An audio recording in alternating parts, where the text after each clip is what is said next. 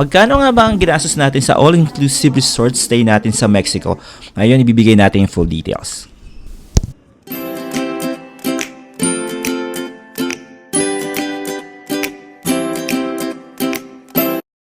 So, ang nakuha po namin ticket is from Vancouver to US, then US to Mexico. So, kung meron po kayong US visa, mas mura po yun, mas makakatipid po kayo.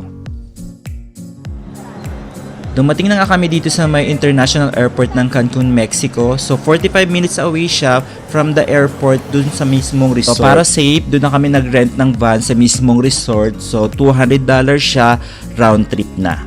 Ang nakuha nga pala naming resort is yung Paradiso Playa del Carmen. So, nag-rely din kami sa mga reviews. So, magaganda yung mga feedback niya. Kaya ito yung binook namin.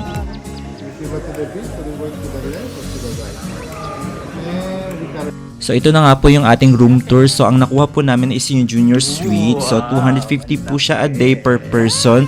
Kasama na po yung flight, yung food, yung drinks, including na po yung alcohol.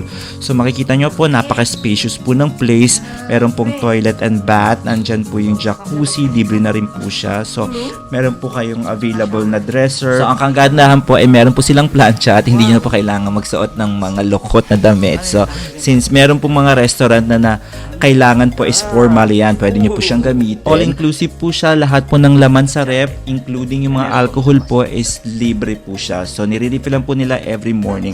So, kung may mga request naman po kayong pagkain, nagdi-deliver naman po sila, tumawag lang po kayo sa concierge. 24/7 silang bukas. Ay! Oh. Since late na nga pala kami dumating sa resort, inabutan na po namin is yung buffet na until 11 p.m. So tama, bukas pa po sila hanggang 11. Pero kung super late na po talaga kayong darating at hindi po may iwasan at yun yung flight na mura, pwede po kayong tumawag sa concierge at umorder ng pagkain at pa-deliver po sa room niyo. So libre naman po siya. So this time naman po, iikot po tayo sa loob ng mismong Paradisos. Ito yung pinaka main entrance nila at makikita nyo po yung lobby na napakaganda. At meron din po sila ditong family concierge na pwede rin po kayo mag-ask ng question at pwede rin po kayo mag-stay dyan. Napakaganda po ng place. So we highly recommend po pala na i-book ninyo po yung dinner nyo every night kasi po hindi po sila nag-a-advance ng booking. So pagdating nyo pa lang po, pumunta kayo sa culinary experience at i-book agad-agad po yung dinner ninyo para matikman nyo po yung mga pagkain ng iba't ibang restaurant. Since limited lang po yung mga seats, mas maganda po i-advance po ninyo yon para makapasok po kayo sa loob ng mismong restaurant. So kung meron po kayong mga gustong pasalubong, meron din silang gift shop dito para sa inyong mga friends and family. So meron kayong mga options dito. Pero syempre po, mas mahal po talaga sa resort, parang times 3 yung price. So kung makakalabas kayo, mas maganda pong bumili sa labas. At kung maubusan man kayo ng cash, don't worry po, may ATM naman po kayo na pwedeng pag-withdrawan. At syempre po, meron din po silang daycare dito na kung gusto nyo pong iiwan yung mga anak ninyo, pwede nyo pong iiwan sa kanila at balikan na lang po after. Syempre may charge din po ito.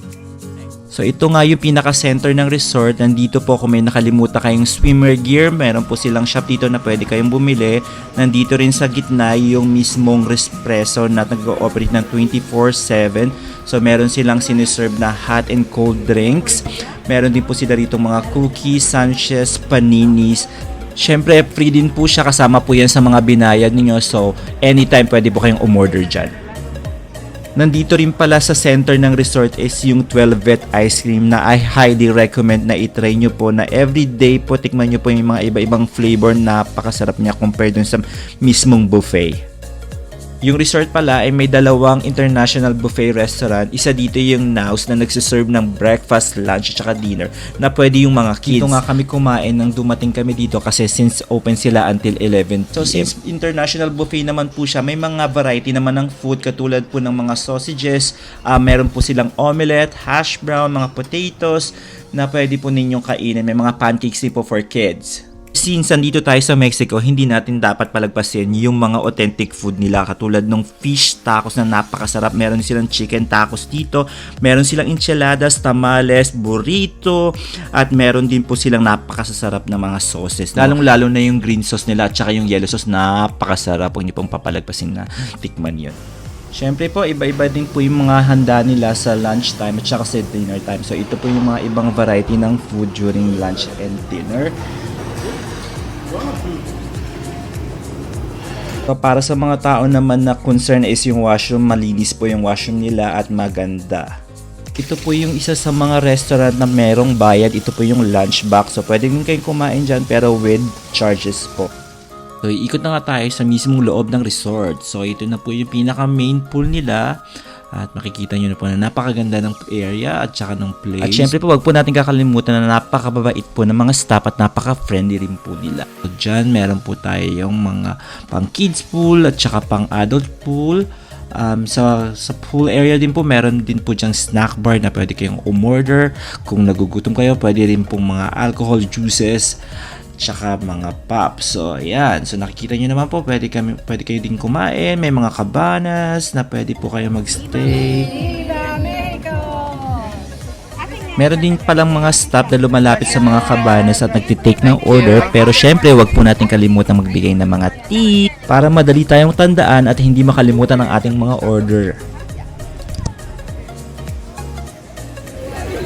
Meron nga palang mga rooms na may access sa pool. So kung gusto niyo po nila at meron kayong budget, kunin po ninyo yon. Siya nga pala, huwag nyo kakalimutan pumunta ng Aqua Zone. Isa to sa mga na-enjoy namin na amenities ng resort. So, Aqua Zone yung name niya. Meron din pala sila dito na for adult only. Yun yung La Perla na connected sa Paradisus.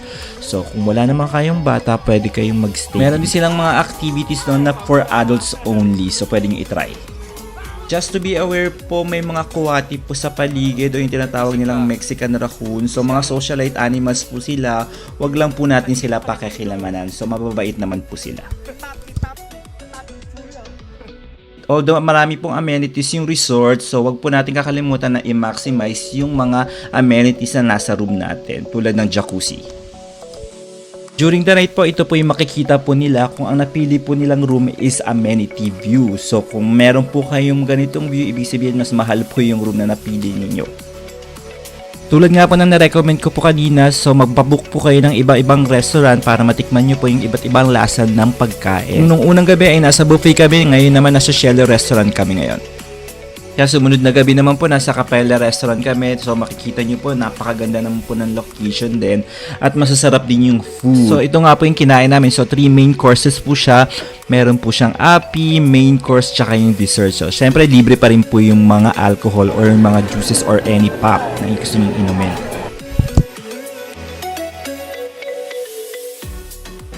So, take note po dito sa Lemon Fish Restaurant, kailangan po naka-formal wear ka. So, wag po kayong gagaya sa akin na naka-chinelas at saka naka-sleeveless. So, pababalikin ka lang at pagpapalitin.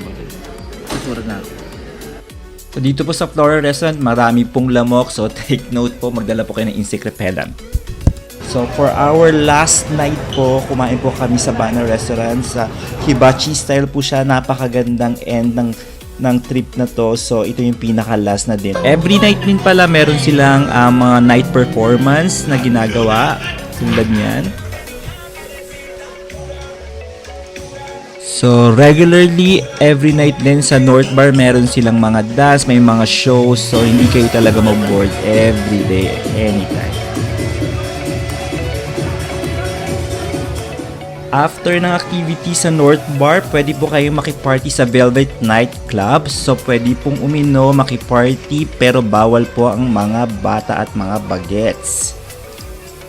Kung may balak din pala kayo magpa-pictorial, meron po silang beach access dito. So, yan, iba para maiba naman po yung view. So, pwede kayong pumunta dyan at magpa-pictorial.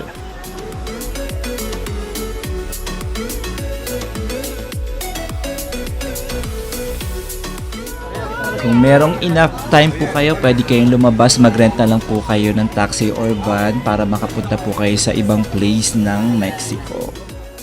So ito naman yung concierge ng La Perla Paradisus na for adult only. So hindi talaga makakailan na napakaganda talaga ng place. So sana po nakatulong po tong videos na to para sa susunod nyo na vacation. So ano pa pong hinihintay nyo? I-book nyo na po yung vacation leave nyo for this year 2026 at mag-book na po kayo sa Paradisus Playa del Carmen or sa La Perla.